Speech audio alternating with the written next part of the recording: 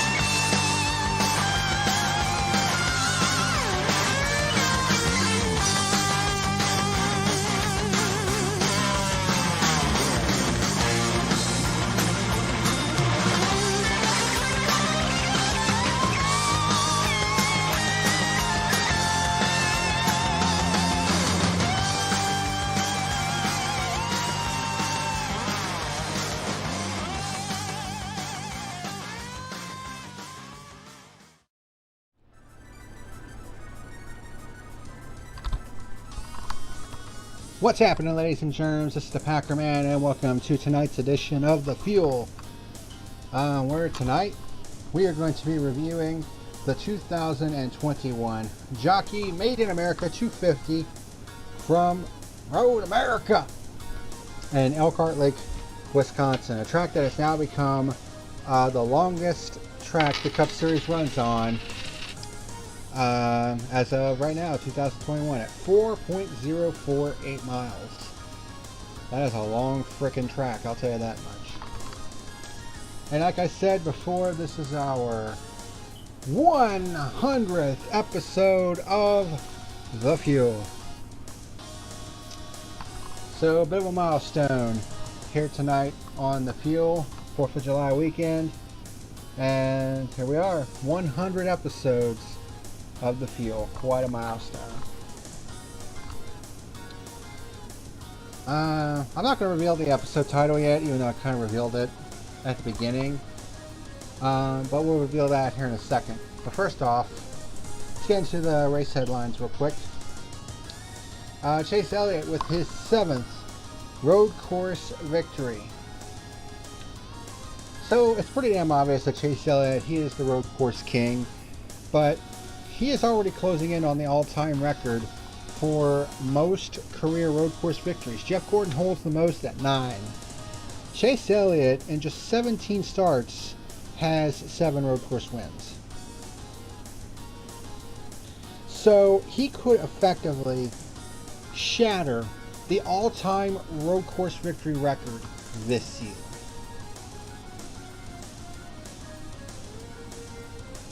If he wins the last couple of road course races, because I know there's Watkins Glen still to come. There's the Indianapolis road course, which is new for 2021, and then there's the Charlotte Road Course race. I can't remember if there's any others this season. I know we did the Daytona Road Course. That was number 1. There's 7 road courses this year. There was Coda. That was number 2. Sonoma was number 3. And then Road America was number 4. So there's 3 road course races left. Watkins Glen on August the 8th, the first race after the Olympic break. The Indianapolis Road Course the very next week.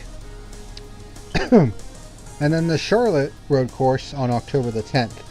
So if Chase Elliott manages to win all 3 of those races, which is a very strong possibility considering that he has won at 2 of those 3, which was Watkins Glen and then the Charlotte Road Course race, which I believe was 2019 when that happened,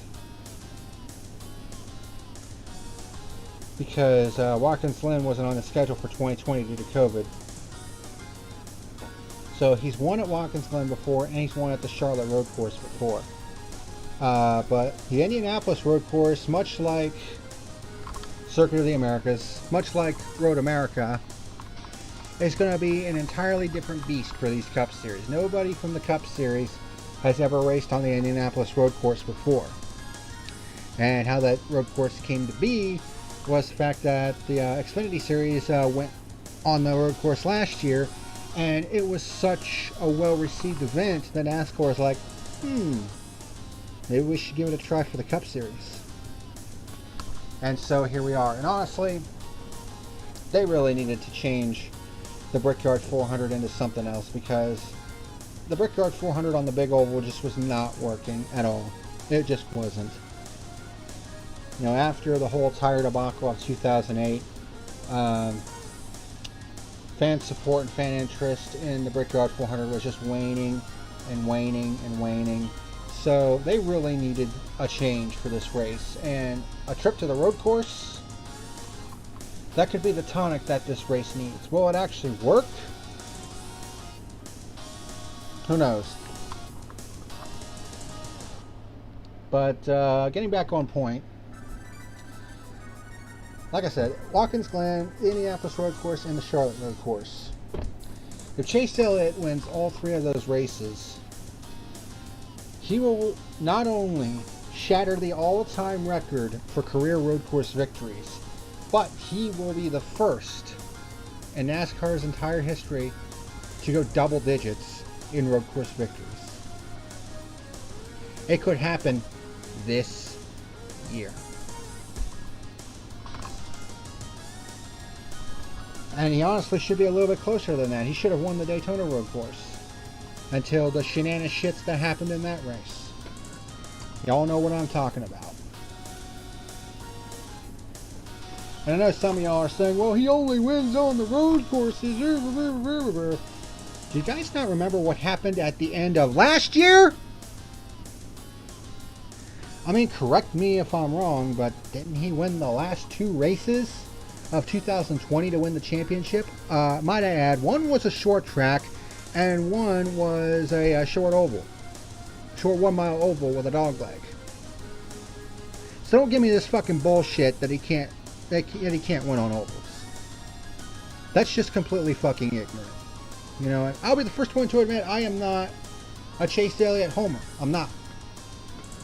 I mean, I know he's a popular driver, and I know he's the son of royalty, Bill Elliott, perhaps the most popular driver of all time in NASCAR.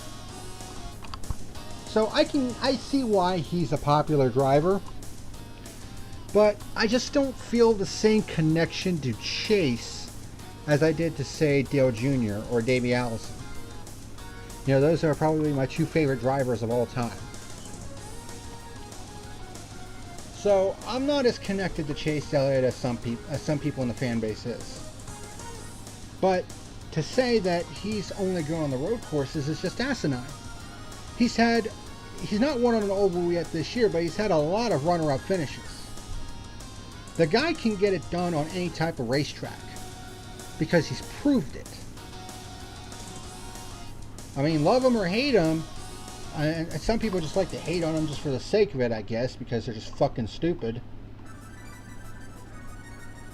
I mean, love him or hate him, the guy gets results. I mean, he's the defending Cup champion. Now, whether or not it's legitimate based on the playoff, I mean, you know, we can go round and round on that, but he got the job done based on the format that he was given. I'm not going to fault him for that.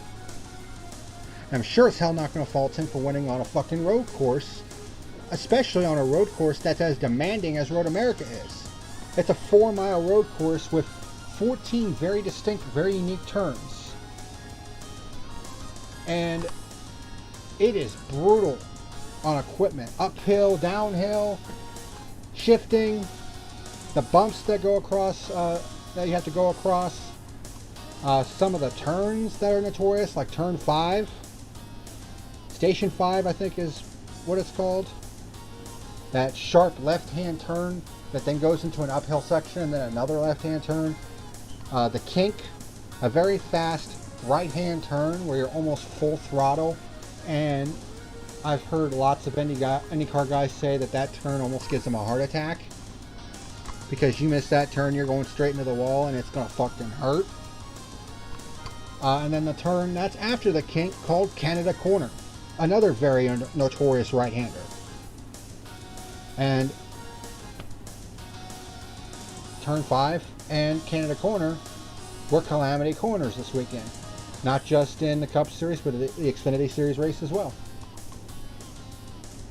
This track was brutal on equipment and drivers. And Chase had to start at the rear of the field because he wasn't able to get a lap time in. But he was still able to work his way through the field and win this race. If that doesn't impress you, then I don't know what the fuck will. And I honestly don't know what to fucking tell you. I honestly don't.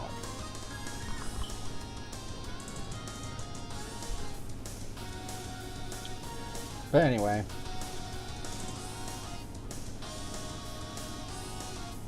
Sorry, I was checking to see if I was actually streaming, because I saw one of the counters not moving and I'm thinking, oh shit, did I forget to hit the stream button?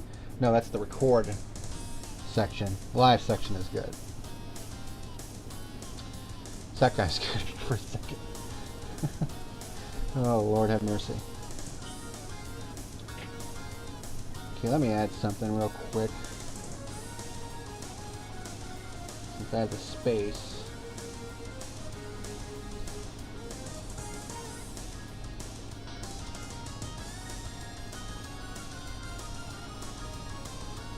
Something I've been meaning to add.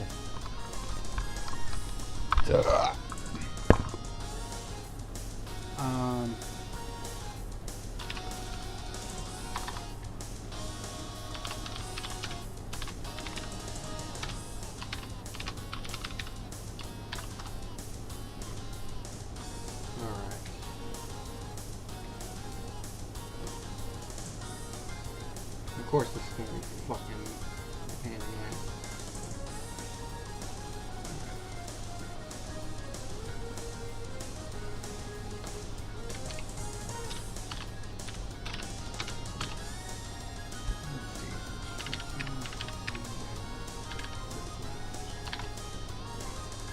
There we go. Shit. Didn't mean to do that.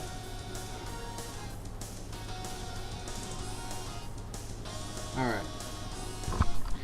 Sorry, I was setting something up.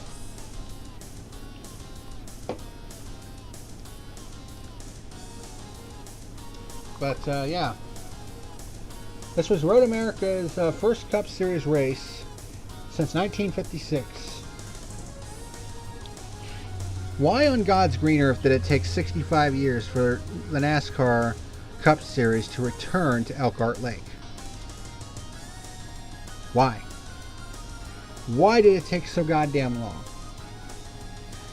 Based on the reaction that this race got when it was announced, and based on how many people showed up at Road America this weekend for all of the activities,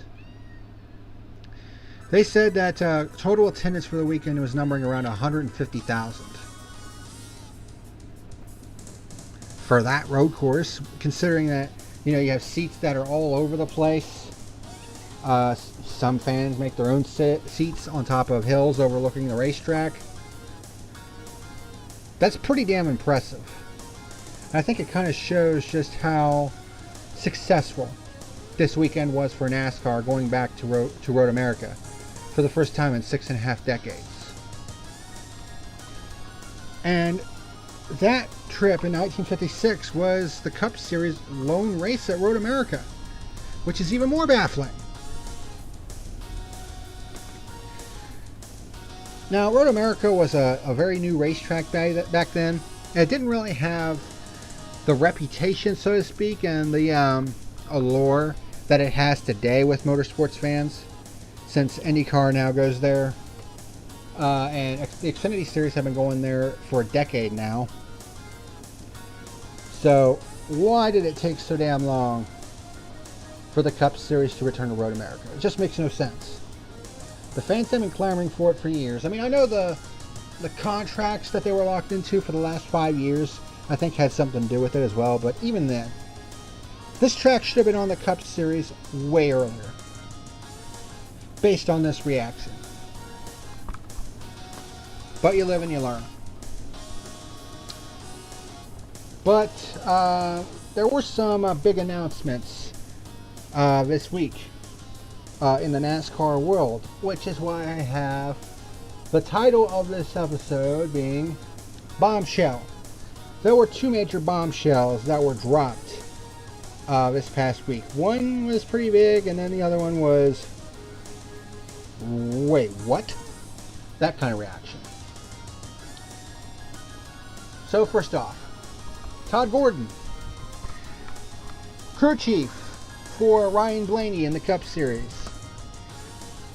He announced earlier this week that he is retiring at the end of the 2021 season.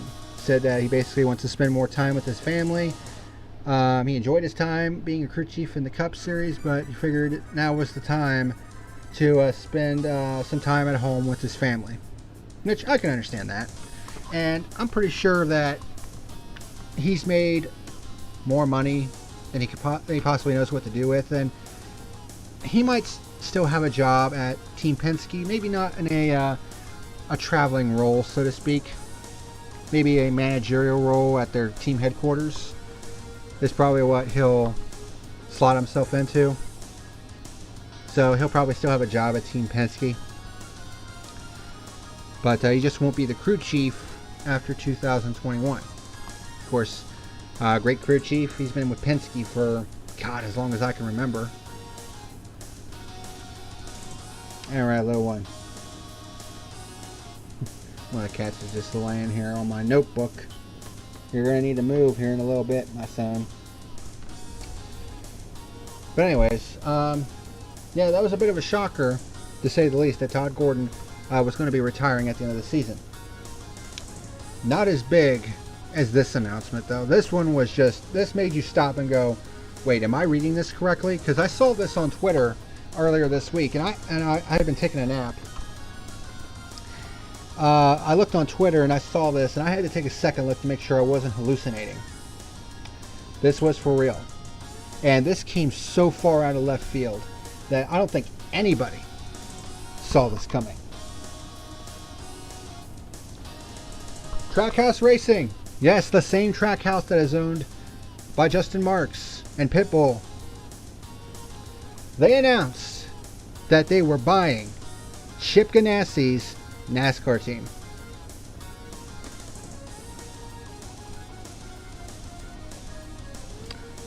Holy shit. I can only imagine how much that was for. Because I know from, there were some people who have kind of like, who know the inner workings of NASCAR, who said that a charter costs around $10 million bucks. And Trackhouse did say that they were going to be going to a 2-car operation next year. So essentially, Not only are they getting all the equipment and the building that Chip Ganassi's NASCAR team works out of, but they're also going to be getting the 2 charters. So that way they can go to a 2-car operation next year. Now obviously this is going to raise some pretty big silly season questions, because the 2 guys that are currently employed at Chip Ganassi Racing, Kurt Busch and Ross Chastain, well, all of a sudden their future is no longer certain. But I think both of them are going to have a place to go next year, because 2311 also announced that they were planning to go to a 2-car operation next year. We know Bubba Wallace is going to remain at 2311. And we know that Suarez is going to be remaining at Trackhouse. I mean, hell, I wouldn't be getting rid of Suarez if I was Trackhouse. I mean, good Lord, Trackhouse, a first-year operation. And look at what Suarez has done for that team. Now, I've kind of picked on Suarez a little bit the past couple years, because he's been in top-tier equipment and has just done nothing with it. He had a couple years at Gibbs, and he had a year at Stewart-Haas, and he just did nothing with it. And I like Suarez. I really do, and I want to see him succeed. But Trackhouse was going to be the only team that picked him up. But seeing what Suarez has done for that team in 2021, in fact, they are right on the fringe of a playoff spot. I think Suarez is like 18th in points right now. Let me double check just to be sure. I know he was top 20. Of course, he has the one top 5 at the Bristol Dirt Race. He said he had never raced on dirt before and got a top 5 result there, which was absolutely mind-blowing. He has 2 other top 10s. Oh, actually, no. He is not in the top 20 in points at this point. I know he was last week, I think. I think last week he was top 20 in points. But then he had the transmission failure in this race that we're going to be talking about, so that dropped him down. But before that, I think he had, I think he was top 20 before Road America. Then I forgot he had the transmission failure in this race, which really sucks, because it looked like he was going to be at least have a shot at making the playoff. I mean, he's not going to be he wasn't going to be a championship contender if he made it into the playoff or not. But top 16, I mean, that's at the very least a top 16 finish in the points, and that's a good chunk of change from the point fund, which can help a race team out. You know, Michael McDowell, he's going to be in the playoff. He's going to be at least guaranteed a top 16 finish thanks to his Daytona 500 win. I mean, that point fund money is going to help Front Row Motorsports quite a bit. So while they're not going to be playoff contenders, that point fund money is definitely going to be a big help. And I think that's what Trackhouse was basically kind of hoping for. But outside of a miracle, I don't see Suarez making it into the playoff, which kind of sucks. But now the question becomes, we know Bubba's going to remain at 2311. We know Suarez is going to be at Trackhouse next year. Who's going to be their teammates? Well, a lot of the safe money is saying that Ross Chastain is going to be going over to Trackhouse to join Suarez. And Kurt Busch might be going to 2311. Whether or not that's actually the case, we don't know yet. Nothing's been confirmed. But one thing's for damn sure, silly season has been turned on its head this year. With Trackhouse buying out Ganassi, and then you have rumors going around that it's a done deal between Keselowski and Roush in terms of him going to Roush and becoming a part owner. I mean, silly season this year has been absolutely insane. Absolutely insane.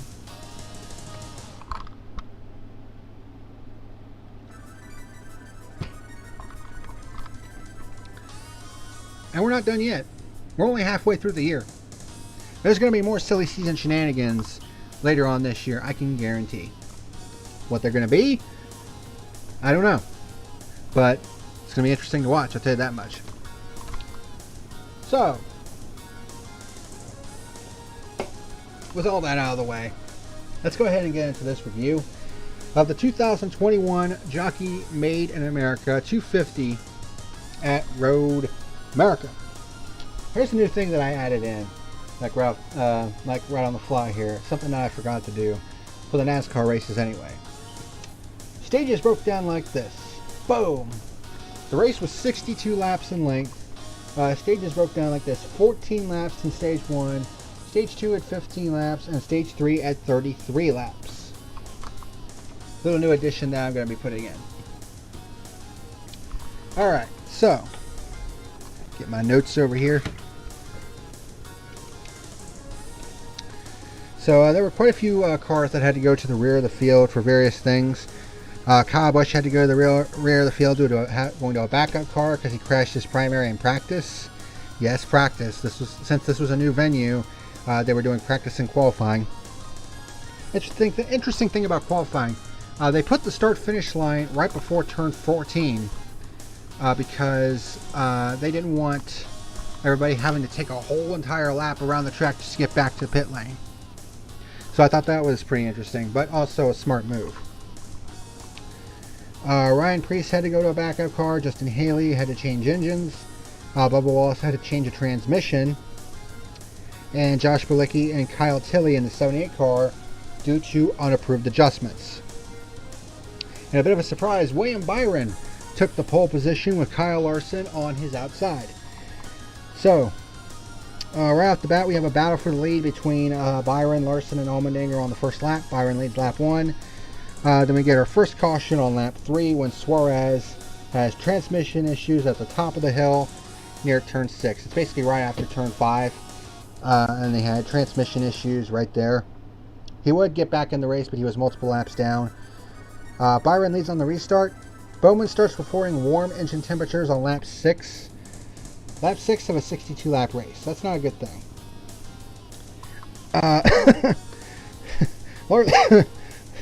Larson tries to go for the lead in turn 5, but completely overshoots the corner. I mean, he was going for it. There was no question about it.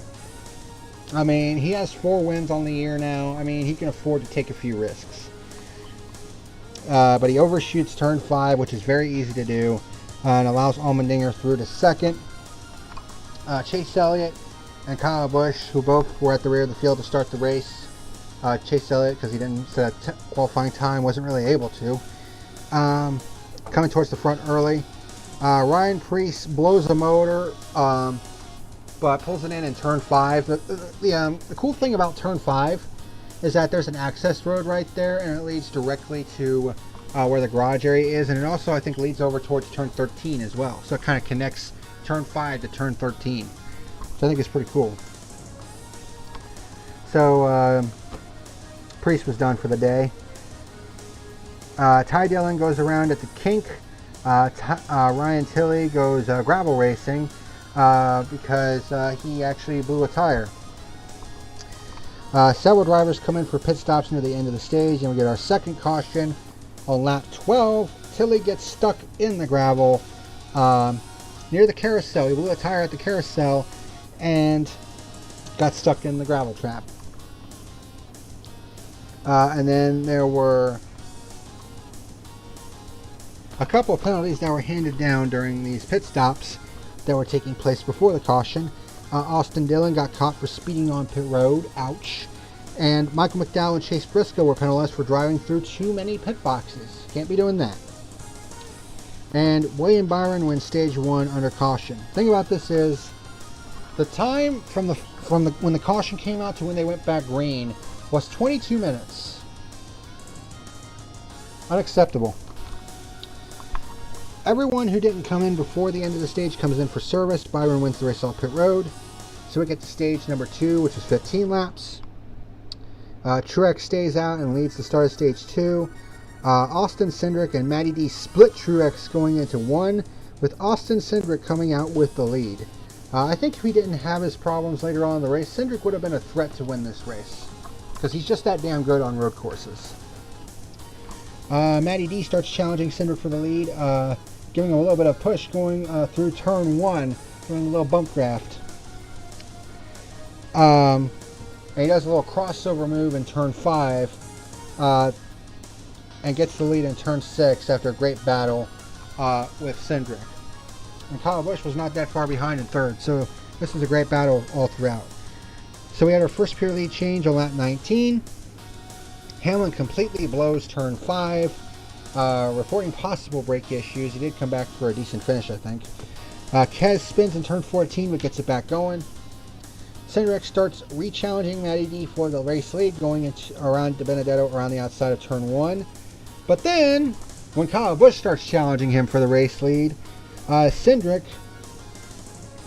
ends up breaking an axle after getting out of turn 6. He actually went for a loop in turn 7 right before the carousel, and he said that he had no rear pull on one of the tires, and it turned out it was the left rear, because when they came in, they lifted the car up and they tried moving the rear tires. They moved the right rear, wasn't moving. They go to the left rear.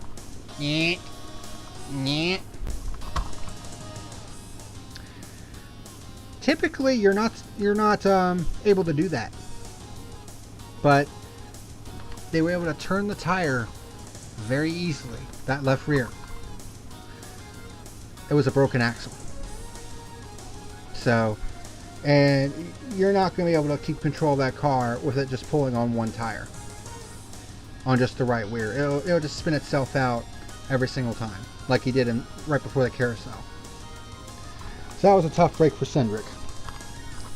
But allows Kyle Busch to take the lead from both Cindric and Matt De Benedetto for a second pure lead change on lap 23.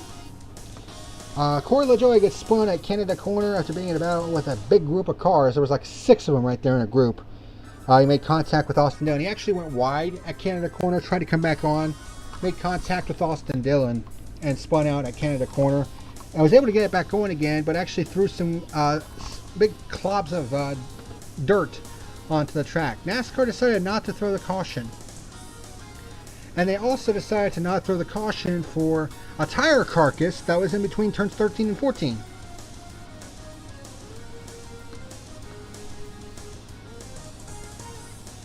Usually that's an automatic caution for one of those things. But they let it play out. And I was like, alright. Let them live.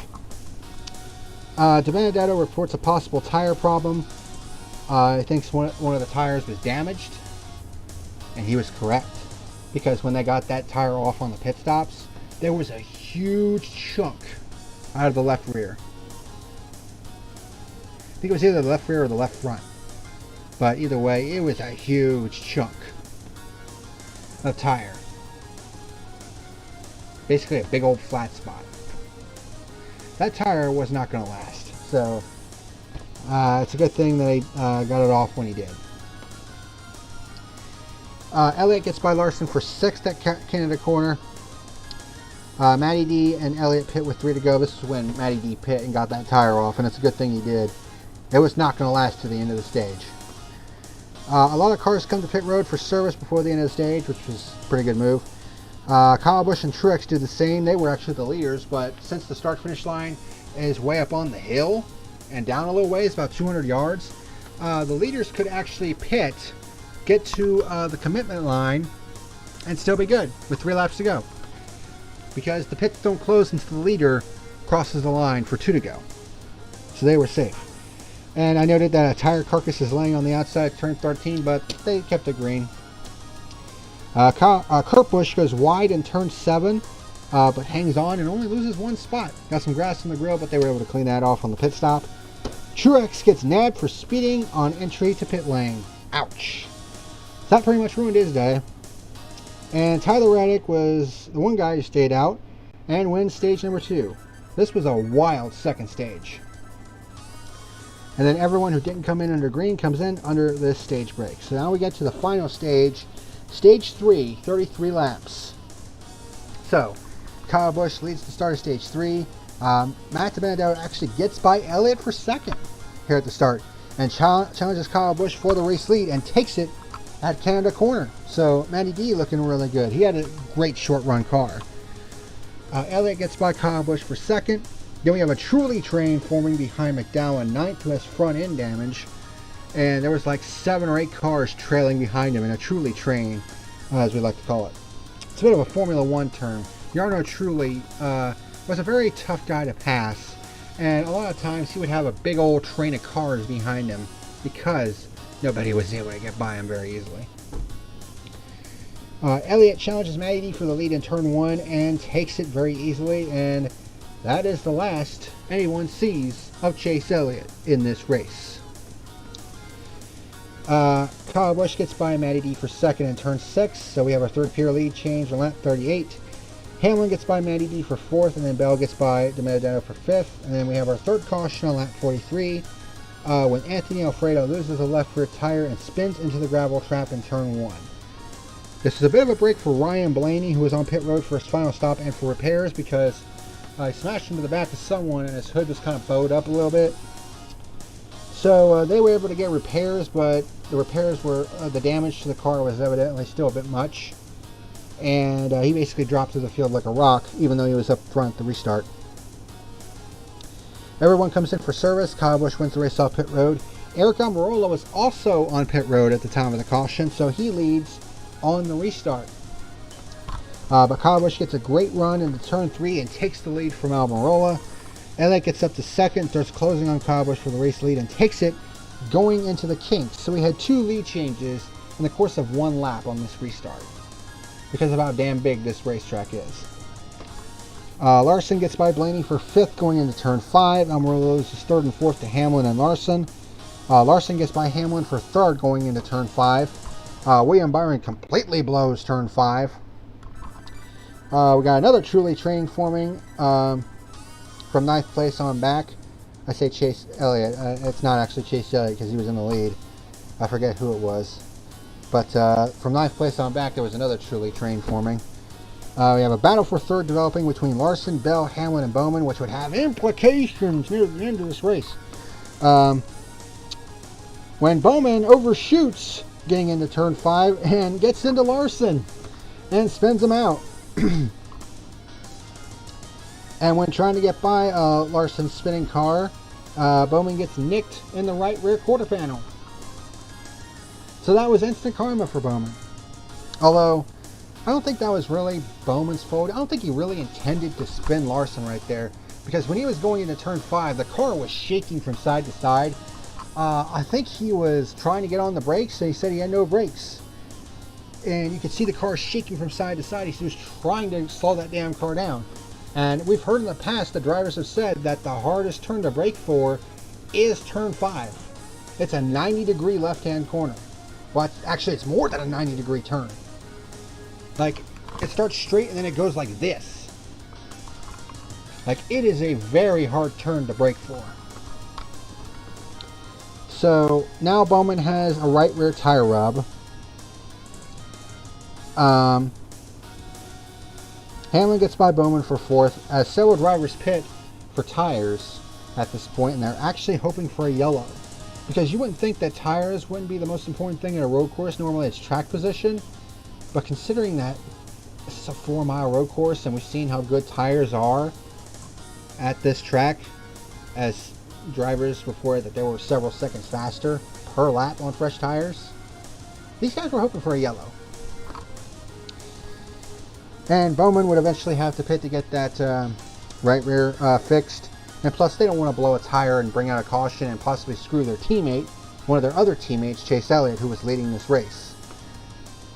But with bad tires now, Larson starts dropping back.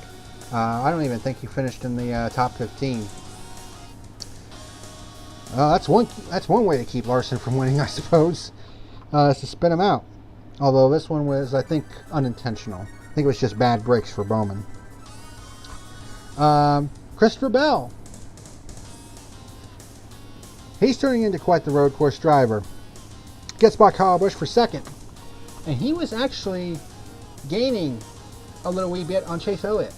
Let's not forget, Christopher Bell, he still has just the 1 win in the Cup Series, but it was at the Daytona road course. This guy knows how to get it done on road courses as well. And he was up to second and was actually closing a bit on Elliott before the end of this race. We have a great battle for fourth between Hamlin, Kurt Busch, and Chase Briscoe. Yes, Chase Briscoe. He had a good run in this race. But Chase Elliott was able to pull away and wins at Road Merica for his 7th road course victory. Just 2 away from tying Jeff Gordon for the all-time mark. And he could tie it and then shatter it this year. There's 3 road courses left, like I said earlier in this review. Chase Elliott could get it done. And that was Road America.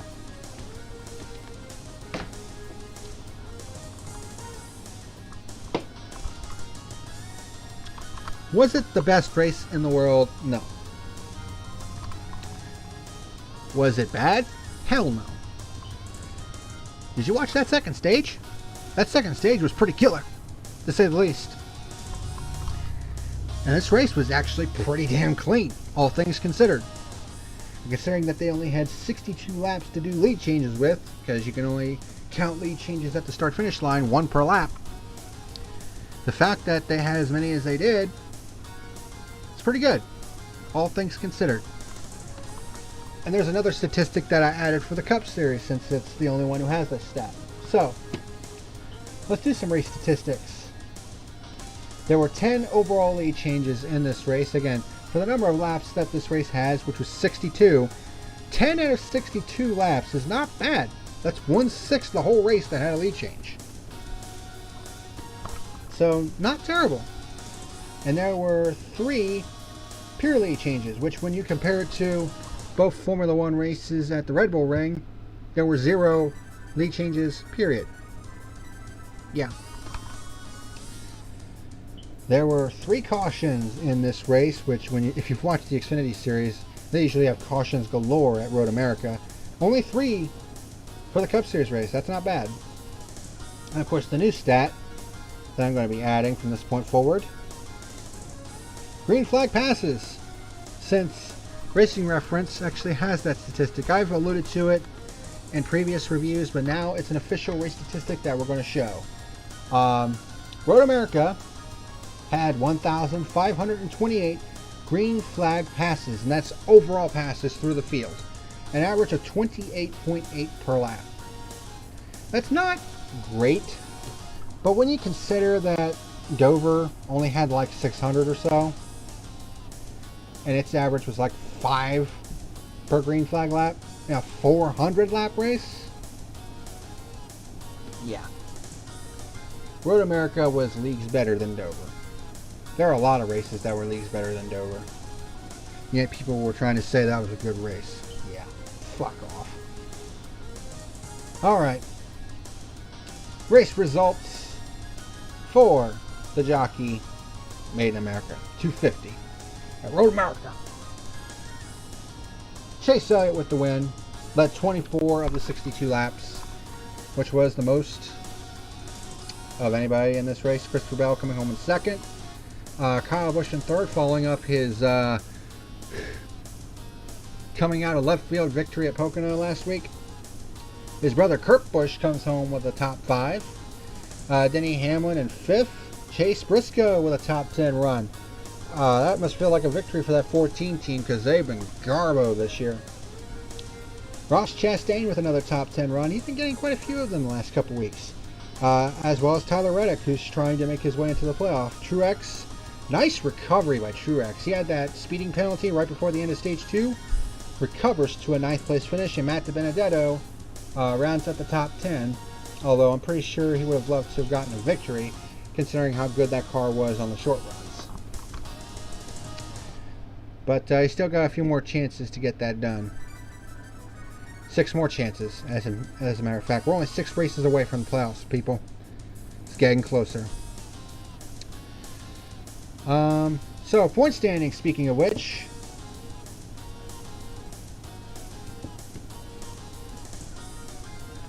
Denny Hamlin. How does this guy still have the damn point lead?